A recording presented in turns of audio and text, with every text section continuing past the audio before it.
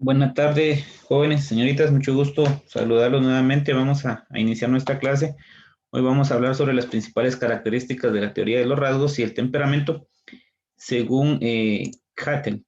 Creo que ya habíamos hablado algunas teorías de los rasgos, pero hoy vamos a enfocarnos un poquito más directamente en lo que Hattel nos propone, ¿verdad? Vamos a iniciar recordando que cuando hablamos de un rasgo, pues nos referimos a algo que se da dentro de nuestra personalidad, ¿verdad? Y en este caso, pues nosotros vamos a referirnos, les decía, específicamente a los rasgos que hemos mencionado en clases anteriores. Hoy pues vamos a iniciar con esto. Los rasgos de la personalidad, según Cattell, pues los definía como tendencias relativamente permanentes a ciertas reacciones que son las unidades estructurales básicas de la personalidad. ¿Qué quiere decir esto? Pues en algún momento, les decía, cuando nosotros hablamos de un rasgo, Cattell definía un rasgo como una tendencia, ¿verdad? De que iba a estar relativamente permanente dentro de la personalidad de una persona. Ya, pero esta tendencia, ahí sí que iba a ser permanente a ciertas reacciones a las que pues las unidades estructurales básicas de la personalidad se tienen, ¿verdad? Según lo que hemos venido trabajando, pues los rasgos de la personalidad, les decía, cómo es que se va a ir dando. Van a ser de alguna manera, vuelvo a repetirles, ¿verdad? Van a ser tendencias, ya que van a permanecer en la personalidad del ser humano según las reacciones que se vayan teniendo, ¿verdad? A algunas situaciones. Ya les había mencionado que Cattell en algún momento, pues, utilizó un análisis factorial, analizó varios factores, pero él al final determinó 16 factores 16 rasgos, perdón, en los que con los que se podía identificar la personalidad de un ser humano. Seguidamente de esto, pues Cattell nos habla, ¿verdad?, directamente de los rasgos comunes y los rasgos únicos. ¿Y qué es un rasgo común? Pues un rasgo común va a ser aquel que poseemos nosotros como seres humanos en cierta medida, ¿verdad? Eh, todos los seres humanos tenemos un rasgo común. Por ejemplo, puede ser la inteligencia, la extroversión y la afiliación. Si nosotros nos damos cuenta como seres humanos, pues sí poseemos rasgos comunes, que son, en este caso, la inteligencia, dice ahí, ¿verdad? Como un ejemplo. También está la inteligencia, la extroversión y la afiliación. Recuerdo que en clases anteriores también les mencioné que una persona puede ser introvertida y puede ser extrovertida. Muchas personas poseen ese rasgo común de extroversión, ¿verdad? Cuando no les da pena, pues, salir vestidos de una forma y no importa lo que la gente diga, ¿verdad? Eso se refiere a la extroversión. También podemos decir nosotros de que dentro de los rasgos comunes, pues, vamos a mencionar de que todo el mundo va a tener estos rasgos, ¿ya? Pero unos lo van a tener en mayor medida que en otros. Y entonces estos rasgos comunes van a existir ahí sí que en todo el mundo. Lo único que va a suceder es de que esto pues va a ir cambiando. Algunas personas lo van a tener en mayor medida y otros lo van a tener en menor medida. Va a existir dentro de ellos, entonces todo lo que tiene que ver, ¿verdad? Con esto de los rasgos, ¿verdad?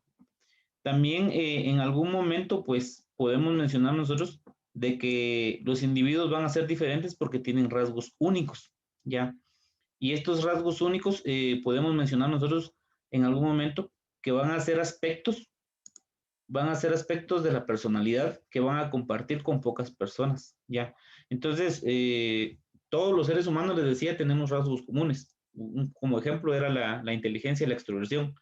En el caso de los rasgos únicos, pues estos rasgos van a ser aspectos de la personalidad, ¿verdad? Que se van a compartir con pocas personas. O sea, no todos tenemos esos rasgos únicos. Puede ser de que alguna persona sea extrovertida y otra no.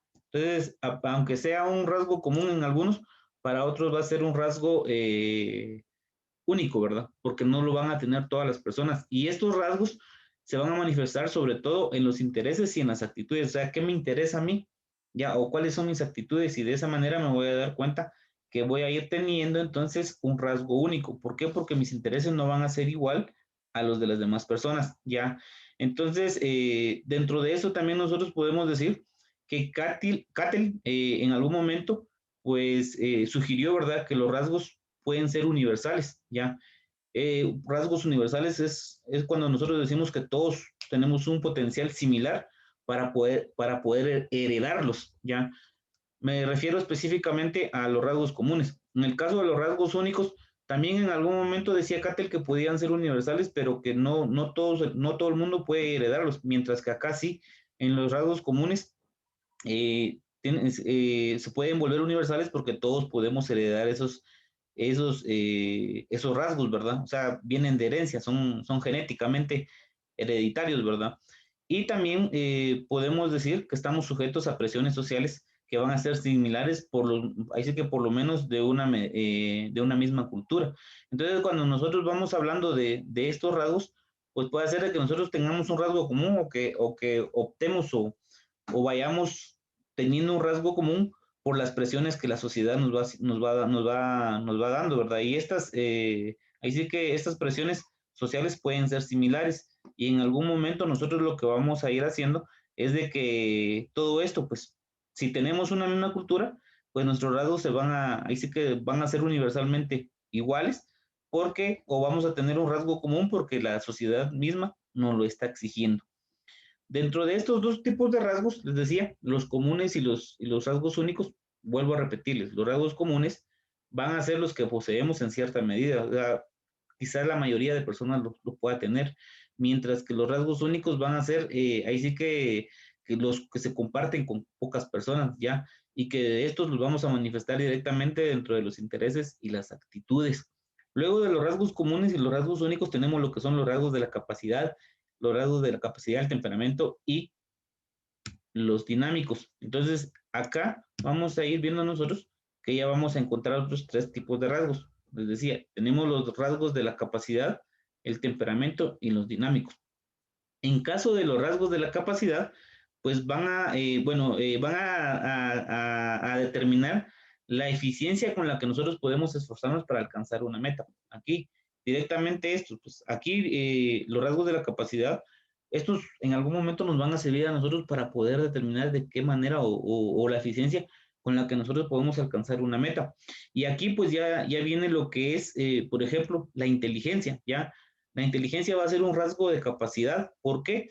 Porque según el grado de inteligencia que nosotros tengamos, así va a afectar cómo nosotros nos esforcemos para poder alcanzar nuestras metas. Entonces, si nosotros queremos alcanzar nuestras metas, quiere decir que el rasgo de la capacidad tiene que estar muy bien fortalecido, ¿ya? Entonces, dentro de este rasgo de la capacidad, como les decía, la inteligencia tiene que afectar de una manera en que nosotros tenemos que esforzarnos por alcanzar nuestras metas. Muchas veces creo que todos somos inteligentes. Lo único es que pasa que esos rasgos de la capacidad, pues dicen, es que yo no soy inteligente. Puede ser que para una cosa no, pero para otras cosas la persona puede ser muy inteligente. Ya, entonces lo único que tiene que hacer es tratar de ahí sí que de explotar o de esforzarse para poder alcanzar la meta que desea. No importa de qué manera lo vaya a hacer, siempre y cuando utilice su inteligencia, ¿verdad? Luego tenemos lo que son los rasgos del temperamento. Y estos rasgos del temperamento, pues lo que van a hacer es describir el estilo general y el tono emocional de la conducta, como nuestra medida de asertividad, afabilidad o irritabilidad. Entonces, en este caso, aquí directamente, los rasgos del temperamento, recuerden ustedes que ya habíamos hablado la otra vez de qué es el temperamento y qué es el carácter. Recuerden ustedes que también hasta les coloqué un video en donde hablaba, ¿verdad?, de cómo controlar nuestro temperamento o nuestro carácter. Y si ustedes recordarán, decía de que una persona con un carácter fuerte es bueno, una persona con un carácter débil, decía, es porque sabe controlar su temperamento, ¿ya? Mientras una persona que tiene carácter fuerte, decía, es porque no sabe controlar su temperamento. Entonces, en este caso, ustedes se van dando cuenta de esta situación. Cuando nosotros controlamos nuestro temperamento, nuestro temperamento puede ir aumentando y puede hacer que nosotros actuemos de una manera agresiva en algunos casos. Por eso dice acá que va a describir directamente el estilo general y el tono emocional de nuestra conducta, o sea, cómo nosotros nos vamos a comportar con las demás personas o cómo vamos a demostrar nuestra conducta. Y esto se va a ir dando dentro de la asertividad, la afabilidad o la irritabilidad. ¿Qué tan irritable soy, verdad? Por algo que me digan. Ya les decía, creo que en el video decía, una persona que tiene carácter fuerte es aquella que ustedes la ven molesta. No, esa persona que ustedes ven molesta, su carácter no es fuerte, sino que su carácter es débil. ¿Por qué? Porque se irrita rápido. Mientras que una persona que no se irrita rápido tiene un carácter fuerte porque sabe controlar su temperamento. Ya. La afabilidad es la forma en que nosotros nos podemos, ahí sí que relacionar con las demás personas y qué tanta confianza les podemos dar a las personas. También podemos ser asertivos, ¿verdad? En saber si estamos eligiendo o no de una buena manera. Si nosotros no elegimos bien, entonces quiere decir que puede hacer que nuestro temperamento vaya a cambiar. Luego tenemos lo que son los rasgos dinámicos. Y los rasgos dinámicos van a ser la fuerza motora del comportamiento. Y estas se van a definir nuestras motivaciones, intereses y ambiciones, perdón. Entonces, en algún caso, los rasgos dinámicos lo que va a hacer es, como lo dice ahí, ¿verdad? Como que un motor, o sea, la fuerza del motor del comportamiento, cómo nos vamos a comportar. Aquí vamos a definir entonces, o los rasgos dinámicos van a definir entonces nuestras motivaciones, los intereses y las ambiciones. Quiere decir que si yo poseo rasgos dinámicos de mi personalidad, voy a demostrar cuáles son mis intereses, cuáles son mis ambiciones y qué motivaciones son las que voy a tener para poder realizar esta situación. Ya. Aparte de esto, pues los rasgos van a afectar nuestra forma de actuar y de reaccionar ante las situaciones. Aquí hablando directamente de los tres, los rasgos de la capacidad, los rasgos de temperamento, los rasgos dinámicos, en algún momento lo que van a hacer es afectar la forma, ahí sí que nuestra forma de actuar y de reaccionar ante cada situación que se vaya dando. ¿Por qué? Porque los rasgos de la capacidad, como les decía anteriormente, podemos mencionar dentro de ellos la inteligencia. Entonces, tengo que saber cómo actuar inteligentemente en alguna situación donde yo me encuentre. En el caso de los rasgos del temperamento, pues voy a tener que, ahí sí que soportar, ¿verdad? Cualquier situación que se me vaya dando y tratar de que mi temperamento pues no se altere o no se exalte y de esa manera pues en algún momento voy a ir ahí sí que actuando y reaccionando ante la situación que se me vaya presentando. Lo mismo sucede acá dentro de los rasgos dinámicos. Muchas veces sí expresamos y demostramos los rasgos dinámicos que tenemos y lo hacemos, como les decía acá, a través de nuestras motivaciones, de los intereses y de las ambiciones que tienen. Puedo ser ambicioso, pero tengo que controlar esa ambición, no puedo ser muy claro con las personas para decir, bueno, yo quiero tal cosa, pero lo voy a demostrar así de una manera algo fuerte, ¿verdad? Sino, por eso les digo, estos rasgos lo que van a hacer es van a afectar nuestra forma de actuar, ¿ya? Puede ser que actuemos de una manera incorrecta en algún momento, pero tenemos que tratar nosotros de controlar esa situación. Luego tenemos los rasgos superficiales y rasgos fuente.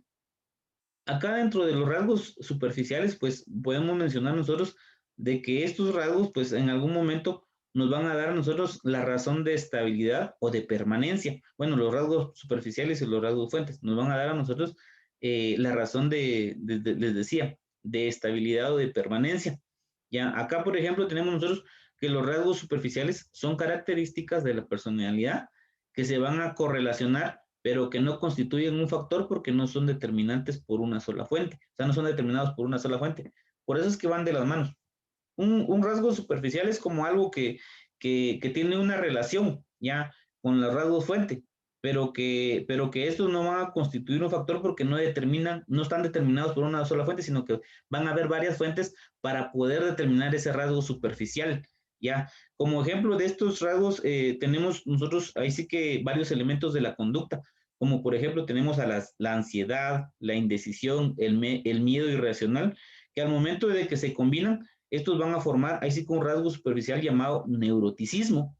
Entonces, por eso les decía, es algo superficial, pero tiene que haber una combinación de rasgos fuentes, o sea, tiene que haber una correlación entre las fuentes o de varias fuentes para poder decir que existe un rasgo superficial. Y vuelvo a repetirles, tenemos entonces lo que son, les decía, ahí sí que la combinación de la conducta o elementos de la conducta como son la ansiedad, la indecisión, el miedo irracional que se puede tener, y al momento de que esto se combinan, les decía, o ahí sí que haya una combinación, lo que van a hacer es de que van a formar ¿cómo se llama? Un rasgo superficial llamado neuroticismo, ¿ya? Y esto, al momento de que haya neuroticismo, ahí sí que nos va a permitir a nosotros derivar de una sola fuente. Quiere decir esto que en algún momento hay una mezcla, ¿verdad? De estos, de estas, de esos elementos de la conducta, ¿ya? Y en algún momento, cuando ya está el neuroticismo, entonces ya podemos decir nosotros que se derivó de una sola fuente. Aparte de esto, los rasgos superficiales están compuestos por varios elementos, ¿ya? Que son menos estables y permanentes, y por lo tanto van a ser menos importantes para describir la personalidad. Quiere decir que los rasgos superficiales, como va a tener varios elementos que no son muy estables y que no son permanentes, entonces estos van a ser menos importantes para poder describir la personalidad de una persona. O sea, en el caso de los rasgos superficiales, como que no son muy tomados en cuenta por Cattell, porque no son tan estables, ya, o sea, no siempre van a existir dentro de la personalidad y tampoco son permanentes porque en algún momento van a desaparecer. Por eso es que no son tan importantes, ya, para describir la personalidad de la persona. Ahora, en el caso de los rasgos fuente o factores unitarios de la personalidad, van a ser mucho más estables y permanentes, ya. Entonces, por eso es que son más importantes. Dentro de estos factores, pues podemos hablar nosotros que se obtiene el análisis factorial y que combinados van a explicar los rasgos superficiales.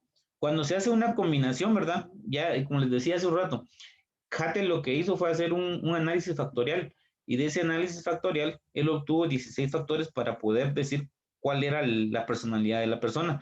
Y entonces acá lo que va a pasar es que si los factores individuales que se van a obtener del análisis factorial se combinan, entonces nos van a explicar a nosotros los rasgos superficiales. Quiere decir que tengo que hacer ahí sí que la evaluación, ¿verdad? O el test para saber cuál va a ser el factor de cada individuo para poder hacer un análisis factorial y luego al momento de combinarlos me va a generar a mí un rasgo superficial. Cada uno de los rasgos fuentes pues va a dar origen a algún aspecto de la conducta. Quiere decir que un rasgo fuente me va a ayudar a mí para saber si mi conducta es positiva o negativa, si me estoy comportando de la manera que debo dentro de la sociedad o no, ¿ya? Luego de los rasgos superficiales y rasgos fuente tenemos lo que son los rasgos de constitución y rasgos moldeados por el entorno. Ya, entonces acá vamos a ir hablando nosotros que los rasgos fuentes en algún momento, en razón de su origen, se van a clasificar en rasgos de constitución o en rasgos moldeados por el entorno. Ya, aquí tenemos, en el caso de los rasgos, esto quiere decir que los rasgos de constitución y los rasgos moldeados por el entorno van a venir de acá, ya, de los rasgos fuente. Vamos a tener, o sea, van a tener su origen dentro de los rasgos fuente para poder generar esto. Se van a iniciar ahí sí que de los rasgos fuente y se van a clasificar, les decía, en rasgos de constitución o en rasgos moldeados por el entorno. En el caso de los rasgos de constitución, se van a originar en condiciones biológicas, pero no siempre van a ser innatos. ¿Qué quiere decir esto?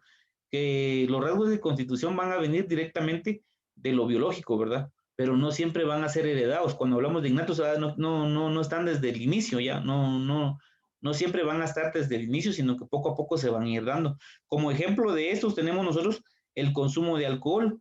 ¿Y por qué el consumo de alcohol? Pues el consumo de alcohol lo que hace es en algún momento pues producir, ¿verdad? Conductas como negligencia.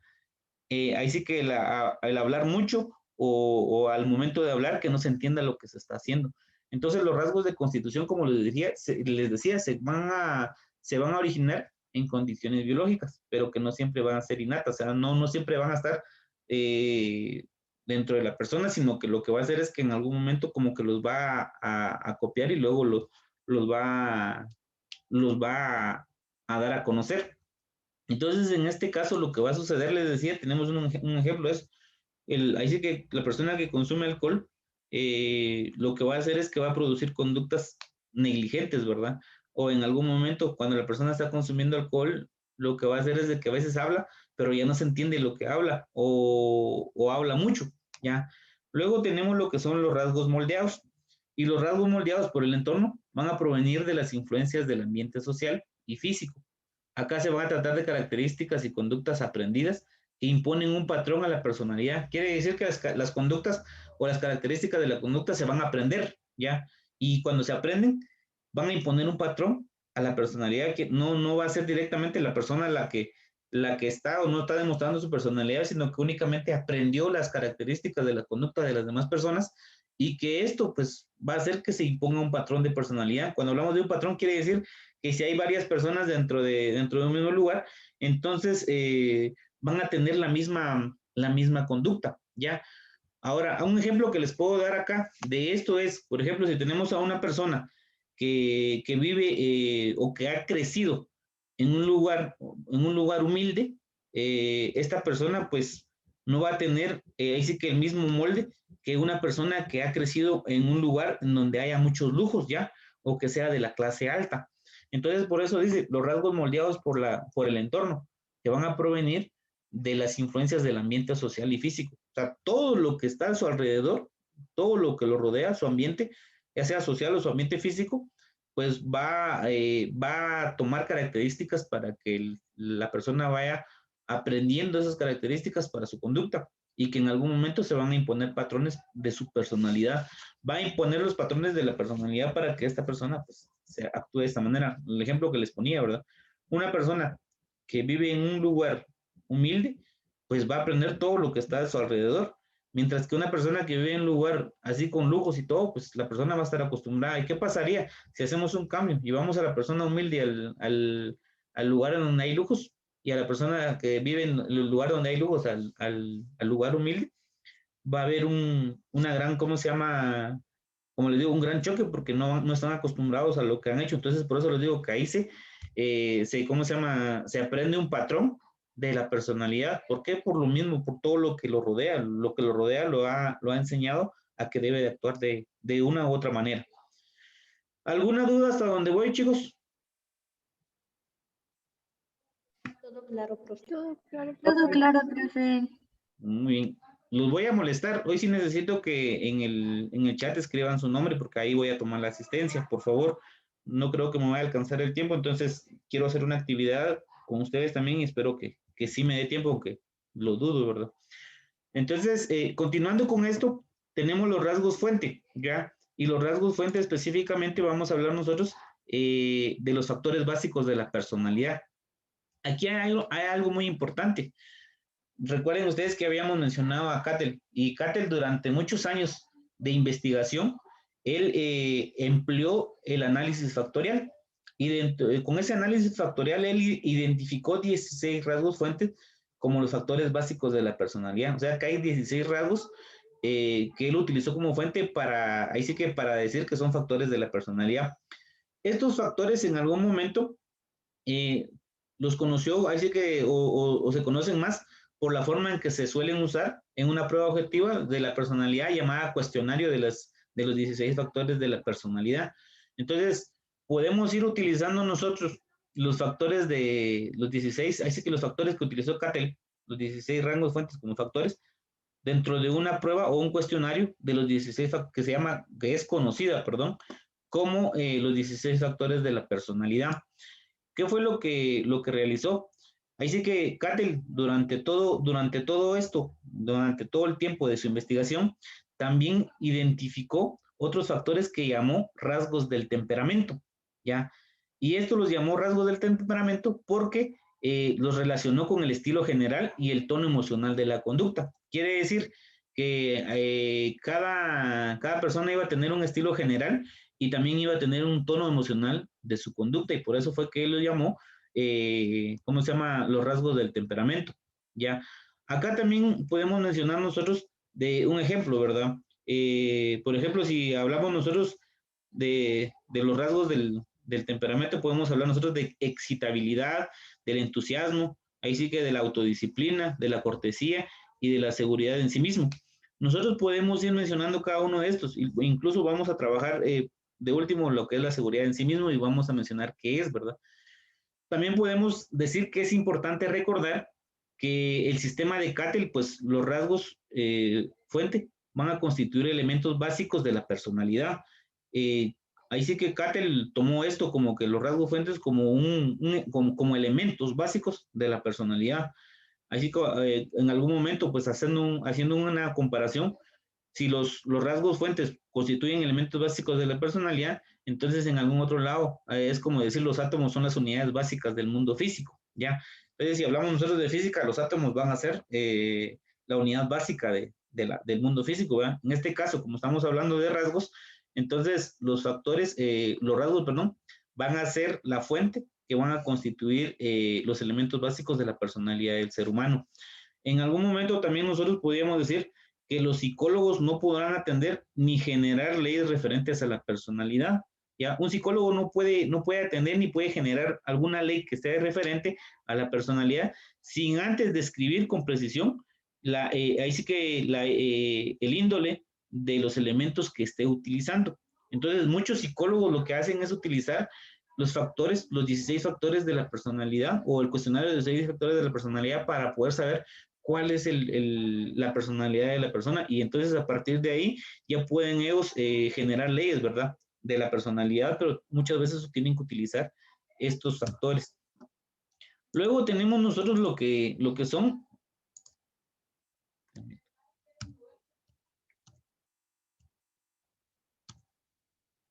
los rasgos dinámicos. Y los rasgos dinámicos vienen directamente, ahí sí que de las fuerzas motivadoras.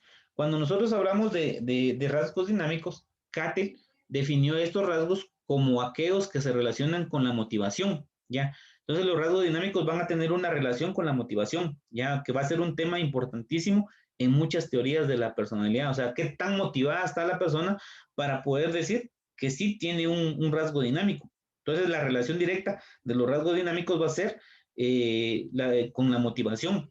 Y esto en algún momento nos va a permitir a nosotros encontrar teorías de la personalidad. Ya también Cattell pensaba, ¿verdad? Que una teoría de la personalidad no iba a estar completa si no tomaba en cuenta el efecto de las fuerzas dinámicas o motivacionales. Quiere decir de que él pensaba que la teoría de la personalidad no iba a tener sentido, ¿verdad? Si no se tomaba en cuenta el efecto que podía proporcionar una fuerza dinámica o una fuerza motivacional, ¿ya? Y esto sería como tratar, dice, de describir un motor sin mencionar el tipo de combustible que utiliza. Quiere decir que nosotros tenemos un vehículo, pero tenemos que describir el motor o sea que vamos a describir el motor, pero si no sabemos qué tipo de combustible va a utilizar es por gusto. Lo mismo pensaba él, ya que si una teoría de la personalidad no estaba completa, o no iba a estar completa, si no tomaba en cuenta el efecto que podían ejercer las fuerzas dinámicas o la motivación dentro de la personalidad. Luego tenemos lo que son los ergios y los sentimientos. Cuando nosotros hablamos de esto, pues acá Cattell lo que hizo fue proponer dos clases de rasgos dinámicos motivadores. Si se dan cuenta que estamos hablando de los rasgos dinámicos, ¿ya? ¿Y cómo son estos rasgos dinámicos motivadores?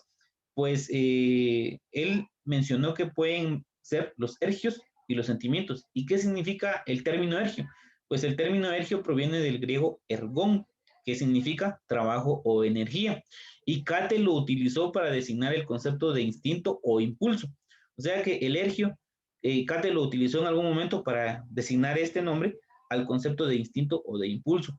Los ergios en sí son la fuente innata de energía o de fuerza motora de todas las conductas o las unidades básicas que nos dirigen hacia metas específicas. Quiere decir que un ergio va a ser como que una fuerza o una energía que nace de nosotros, ¿ya? Que la traemos desde nacimiento, ¿ya? Y que todas estas pues, nos pueden dirigir a nosotros hacia una meta específica, ¿ya? En el caso de esto, pues, según las investigaciones que Cattell realizó, pues él con los ergios tuvo un análisis factorial donde identificó 11 ergios. Dentro de estos 11 ergios, él menciona lo que son la ira, el atractivo, la curiosidad, la repugnancia, la sociabilidad, el hambre, la protección, la seguridad, la autoafirmación, la sumisión y el sexo. ¿Por qué él decía que eso? Porque por eso les decía que van a ser fuentes innatas o energías de fuerza motora, ya o unidades básicas que nos dirigen hacia una meta o hacia metas específicas. Por ejemplo, si hablamos del hambre, ¿cuál sería nuestra meta específica para poder saciar nuestra hambre? Pues comer, ya. Entonces, también si hablamos de la sociabilidad, las personas pueden tener metas de sociabilizar con los demás, ya. Entonces, por eso él los mencionaba como, ahí sí que como ergios, ¿verdad? Porque nos iban a identificar a nosotros como una fuente innata, una fuerza motora, para poder mostrar las conductas que nosotros tenemos. Luego de esto también menciona, ¿verdad? De que ahí sí que mientras que el ergio va a ser un rasgo o fuente constitucional, o sea, que está constituido dentro del ser humano, el sentimiento va a ser un rasgo fuente que es moldeado por el entorno, ¿ya? Porque se debe a factores sociales y físicos externos. Los sentimientos dice que van a ser moldeados por el entorno. Según nuestro entorno, entonces así van a ir siendo moldeados. Y todo tiene que ver también, no solo el entorno, sino que debe de ver el factor social y los factores físicos externos que hayan. Qué tantas emociones podemos recibir para poder ir demostrando nuestros sentimientos. Y también podemos decir que los sentimientos son un patrón de actitud aprendidas que se van a centrar en un aspecto importante de la vida. Se pueden centrar en la comunidad, en el cónyuge, en la profesión, en la religión o la visión. Yo puedo ser muy sentimental con mi pareja, ¿ya? En esto hablando del cónyuge, ¿verdad? Pero depende de todas las actitudes que ha aprendido, o sea, todas las actitudes que ha aprendido según lo que me ha rodeado o según los aspectos importantes que la vida me ha dado. Entonces, si a mí en mi casa me han enseñado a respetar a las personas, pues yo puedo respetarlas y más si tengo a una pareja, ¿verdad? En el caso de la comunidad, pues si me han enseñado a respetar, esos sentimientos los puedo demostrar con cualquier persona que esté dentro de mi comunidad o en el caso de mi profesión. Yo puedo ser muy sentimental con mi profesión porque me gusta, porque me agrada por lo que hago, ¿verdad? Incluso puede ser sentimental usted con su religión o con la ficción. Cuando hablamos de la ficción, nos referimos a algo a lo que usted está muy apegado, ¿verdad? Y luego de esto también podemos decir nosotros que tanto los sergios como los sentimientos van a motivar la conducta, pero entre ellos existe una diferencia muy esencial. O sea, los dos motivan a la conducta, los sergios y los sentimientos, ¿ya? Pero va a haber una diferencia entre ellos. ¿Cuál va a ser la diferencia? Pues aquí, el ergio va a ser un rasgo constitucional, ¿ya? O sea, es una estructura permanente de la personalidad. Se puede fortalecer o debilitar, pero no desaparecer. Un ergio lo que va a hacer es que sí se puede fortalecer y se puede debilitar, pero no desaparece. Pues esto es algo permanente dentro de la personalidad, mientras que el sentimiento va a resultar directamente del aprendizaje, ¿ya?